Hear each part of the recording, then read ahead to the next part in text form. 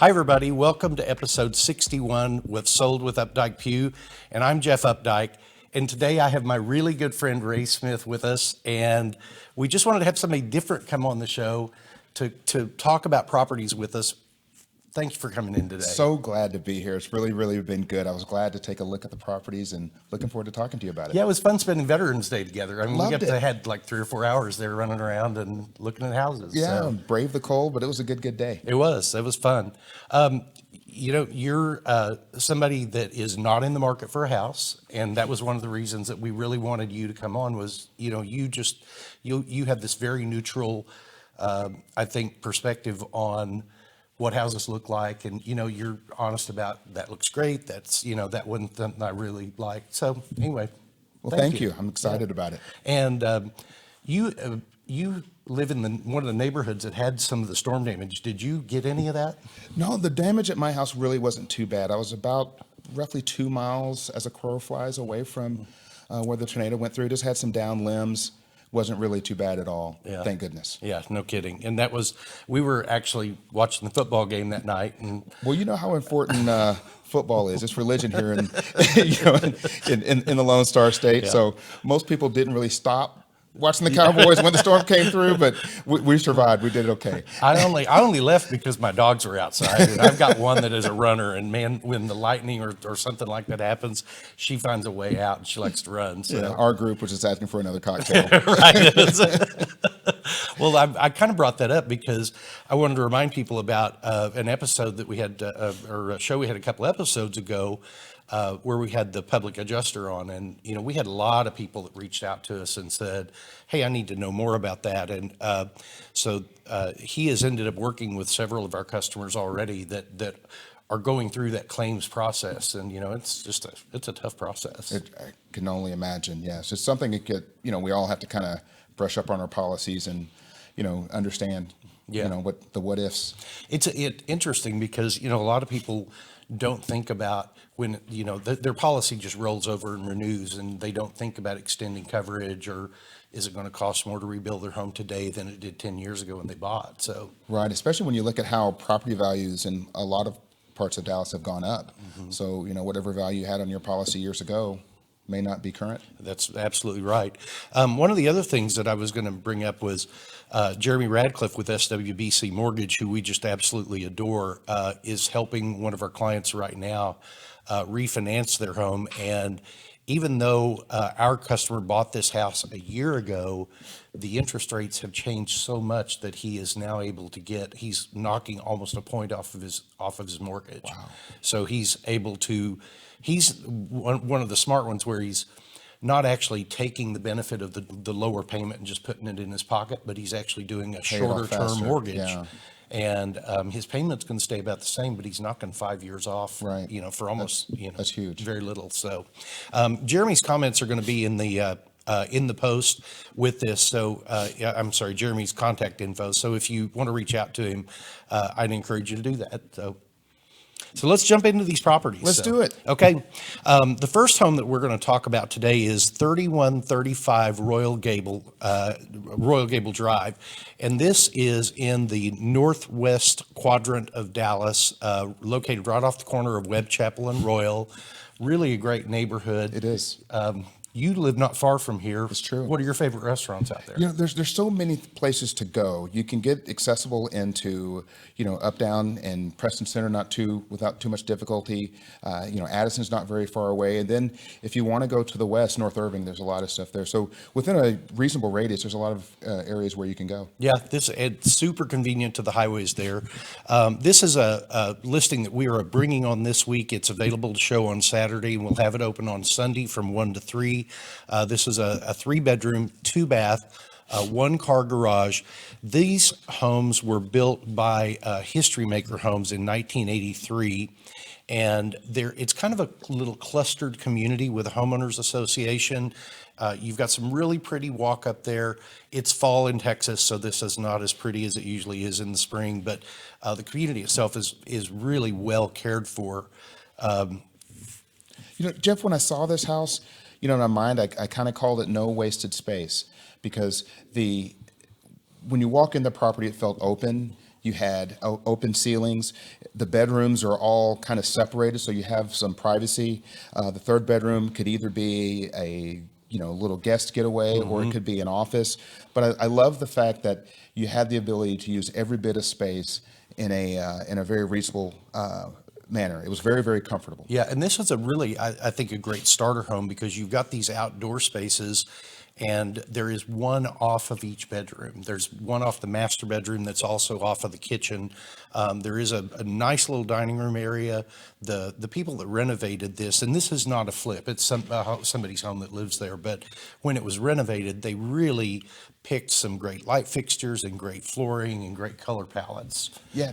Move in ready, ready to go. And the kitchen on this has granite countertops, a really nice tumbled stone backsplash. It does have a black appliance package, full-size washer and dryer connections, and then tile flooring also. Having remodeled houses over the years, I really appreciated not only the choices that the owners made, because they were ideas that are still being used today. So they really added some longevity to some of their design ideas, and they picked good materials. They didn't go cheap on anything. So we love that. And the AstroTurf, I thought, was a really great kind of low maintenance thing to have on both of those outdoor spaces. Extremely, green space always makes us feel more comfortable. And to do the AstroTurf there, give you the feeling to have some outside, but not a ton of maintenance at all. And that's a really large master bedroom with a vaulted ceiling. That's a king-size bed, 240 and 2-inch nightstands, which is a really good way to measure, is it a big room or a small room? And both bathrooms on this have been renovated as well. Yeah, and again, like they said, they've made very, very good choices. A lot of things that you would see in houses today. The travertine was clean. It's really, really good stuff. I was impressed. Yeah, they had, even gone to the extent of replacing all of the vanity cabinets. They've got they're almost frameless doors. Or the glass shower there. This is the guest room that is also a really nice sized room. I can't remember if this was a king-size bed in there or not, but it really fit the room really well, and this also has access to one of the little green spaces there off of the side. Well, I was almost tempted to take a nap when I walked in, but I think that probably we didn't have time for that. But Right. It was definitely very inviting. So 3135 Royal Gable Drive, 3-bedroom, 2-bath, 1-car garage, priced at $229, and that brings this home in at $186 a square foot. And that is a really, really great smoking deal for one of those cute little houses in that community. So Loved it. The next house that we're going to jump over to is a little bit south of there, down in the Bluff You neighborhood. And this was a really fantastic home at 4631 Ellsby Avenue. This is a 5-bedroom, 5 full bath, 1 half bath, 2-car garage home that's about 3,800 square feet, and it's priced at $1,350,000. And this one just really had, I think, fantastic drive-up appeal on it. From a neighborhood perspective, it's about half a block from one of my favorite restaurants, which is Celebration. Oh, good. Yeah. Year And- round, yeah, comfort. Yep. Gotta love it. Yeah, the neighborhood is very well established. There's a lot of million-plus homes in this neighborhood, so you have that safety and security of, knowing that that investment's going to be good there. Great access to I-35, the tollway, Love Field. Sure. I mean, it's super, super convenient. That's one of my favorite parts of the city because it's one of the few places in Dallas where you actually have some hills. Yeah, it right is. around there. Most of our city is relatively flat. It's very well treed. A lot of people in that neighborhood have either done extensive remodels or torn down older properties to build new. So from an investment perspective, it's a safe place to put your dollar. Yeah, and this was built 3 years ago. These people have not owned this house that long. It was when we pulled up to it, we got out of the car, and Weston said, "I've been in this house before." And sure enough, as we got inside, he had shown it to some clients when it was new construction. But really nice, modern, clean lines on the outside. The current owners, I think, have taken this to like a super duper level in terms of decorating and style. They have added some really spectacular wallpaper in throughout the house, and this is, I was going to tell you who the designer was on it, but I don't have it written down, but they really tied this house together well. This is the library, front room, really flex room, whatever you want to use it for. And then as you pass by that, you come into what is the small dining room here. One of the cool things about this house is underneath the stairwell, they, where you've got that traditional closet, that's your Right. coat closet, they pulled all of that out and they have turned it into the dog's bedroom. Perfect. And It's part of the is- family. It is amazing. It was so funny to see it. The dining room then opens up out into the kitchen that has it's kind of a granite, two different colors of granite. It's got the lighter granite on the back part of the kitchen countertops and the darker granite on the front part. I really like this island because you can see they've got seating for both sides there. So you've got lots of flexibility.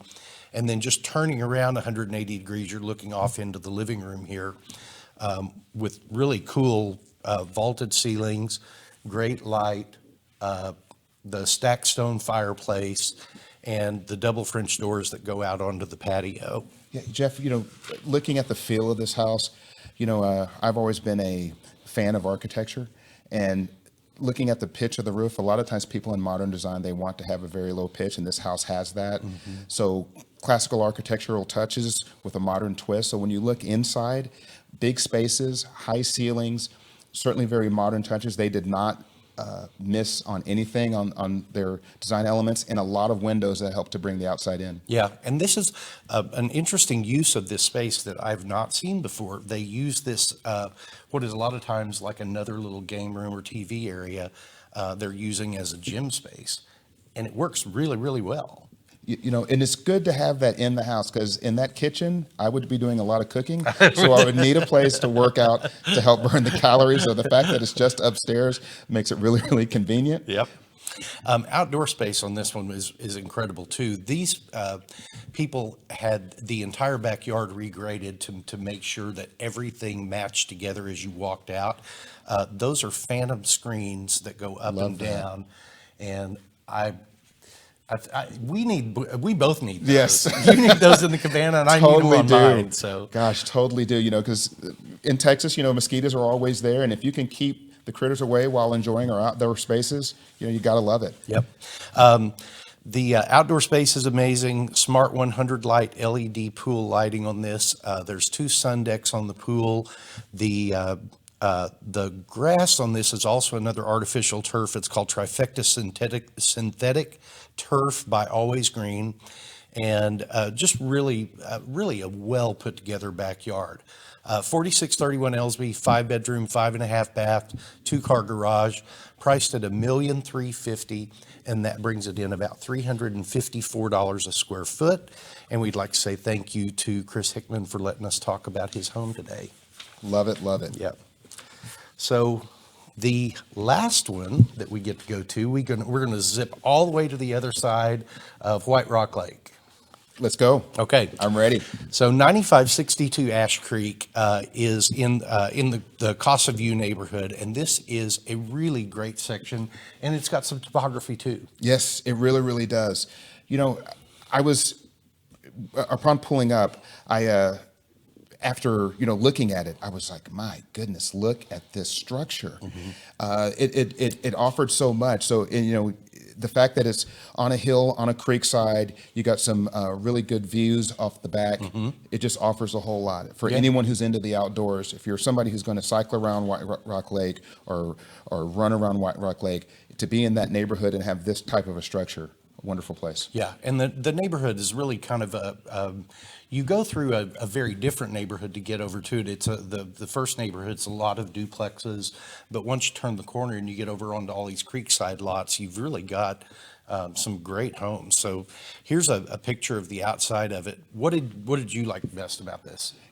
Jeff, when I saw the house, and certainly from the inside, I called it the elements, because looking around, you have the feel of being inside the house and never being too far away from the elements. You've got water close by, you've got fire, air, and the concept of the ceilings being really, really high, and then obviously the earth being all around. I just absolutely loved it.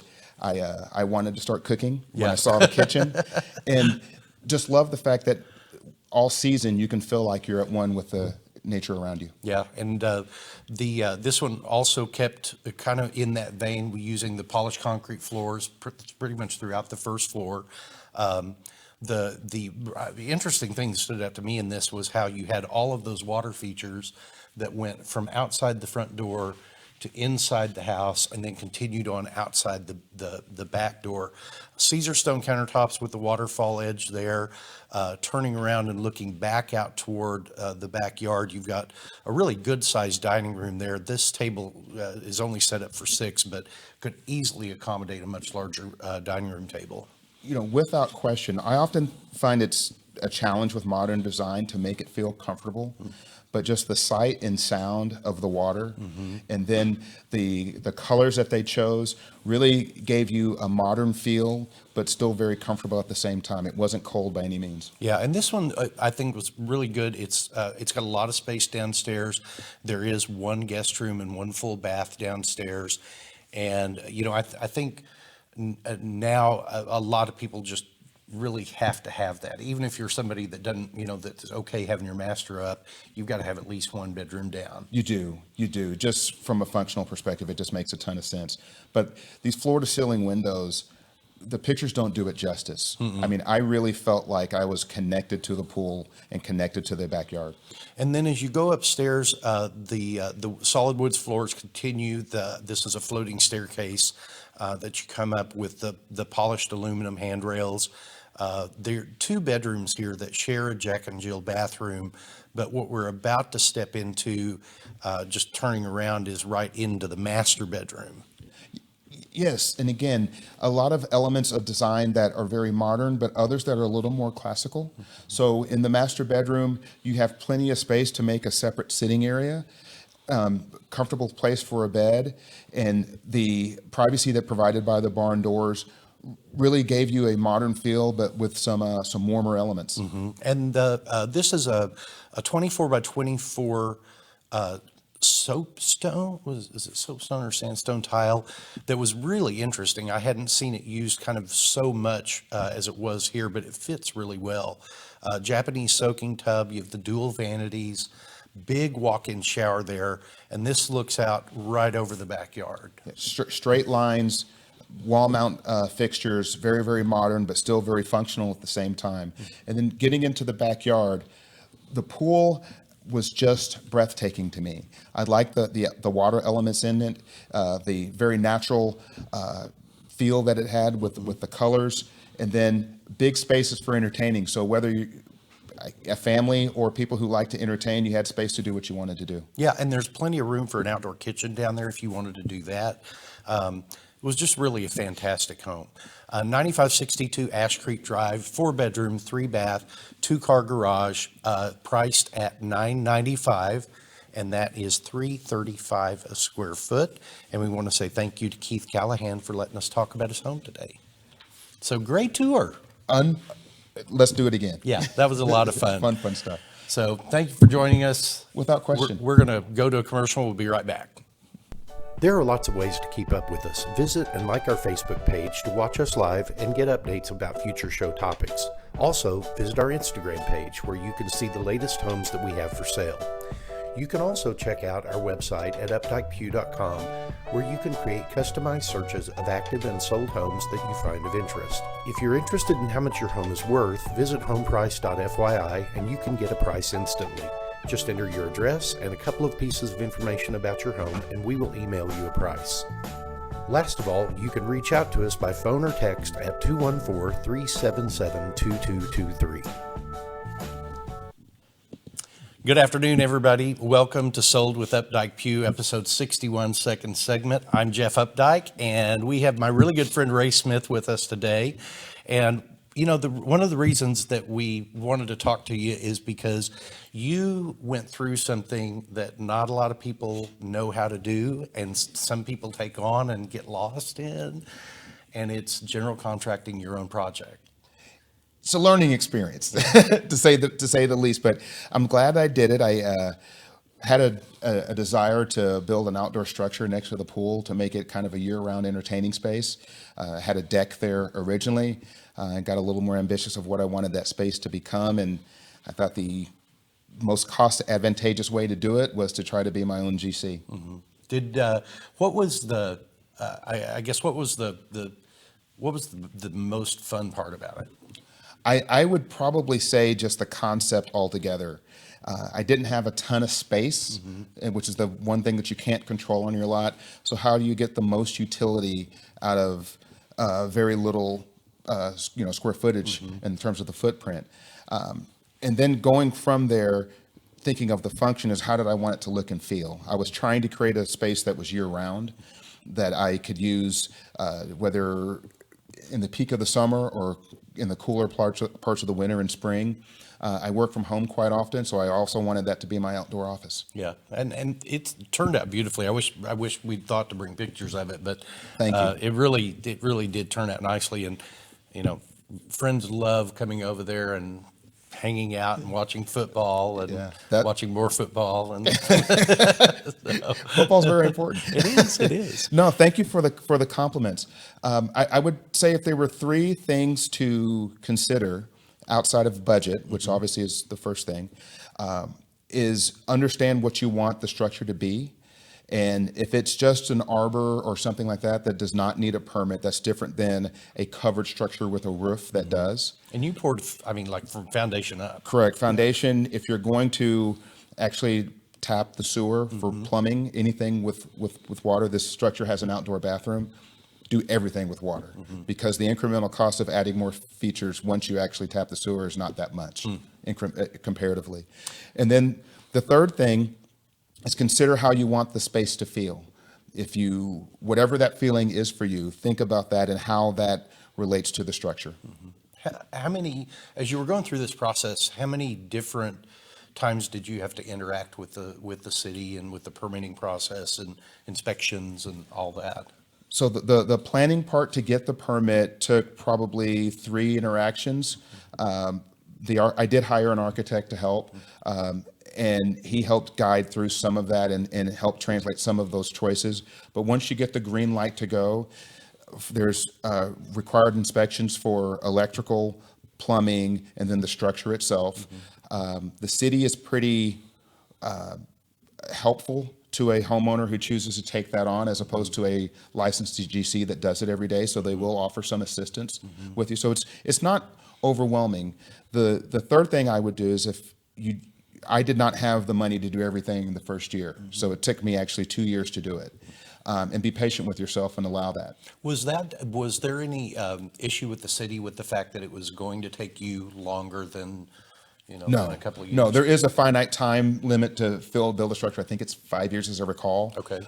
From when you open the permit to you close it, but I was well within that time window.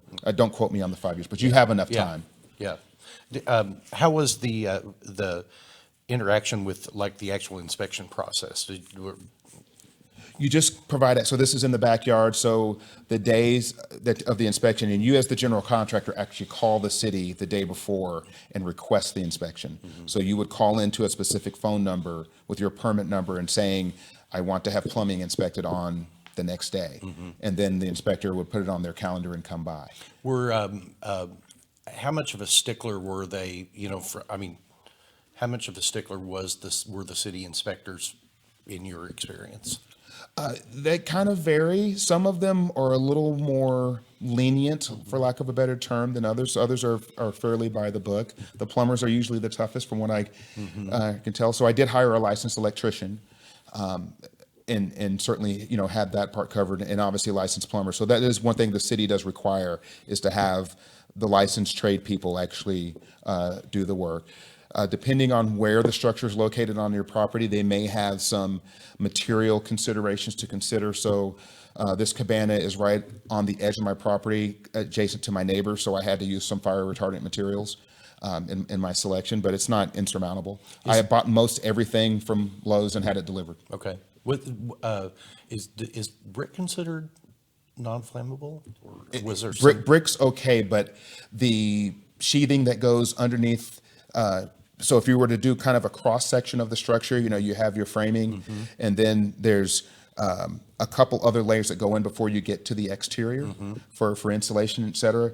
Those materials had to be fire retardant. Okay. So Interesting. yeah, so it was a learning experience, but it wasn't insurmountable. And just with Google searches and looking at house.com to get ideas, it was actually manageable overall. And you got to have that really pretty white sign out in your front yard for Yes. 2 years.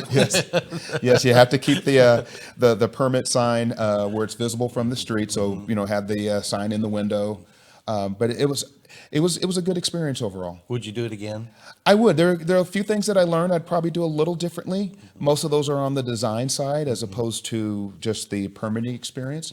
But overall, I use it 3/4 of the year. Yeah. Either just myself working outside, or we know when the company comes over. Well, you got heaters, you have fans, you got the fireplace. Correct. And you got to have a bar. You got a bar. You got a bathroom. You have a Yes. shower. It's Yeah. really. Well, thank you for the kind words. Yeah. I'm really happy with it, and glad it works out. I'm glad so many people enjoy it. Yeah. Because that makes it work. That's. I built a little pergola a few years ago, and that's the fun thing about it, is when friends come over and they hang out and you're having a good time and everybody's enjoying it. That makes it worth it. Without So, question. In Texas, we have 300 days of sunshine or so, Something like in that, that range. yeah. So we can be outside quite a bit if you can either deal with the heat or a little bit of cold weather. So why not take advantage of it? Yeah. And one of the things that we talk about a lot is the fact that creating those outdoor living spaces really do bring value to your home, because they're many times you're not going to be taxed on the same value of that additional living space as you would as if it were part of your home. Right. And they really do bring value and joy and a lot of those things you're looking for. So. Yeah, without question. So thank you for the kind words. You're welcome. Would be glad to help. Well, thank you Ray. Thank you very much for coming today. I just can't say thank you enough. It's been a lot of fun. Of course, that's what friends are for. It is. Glad It to be is. here. So we appreciate you joining us today. Tune in with us next week, the same time. And remember, we want to be your realtors for life.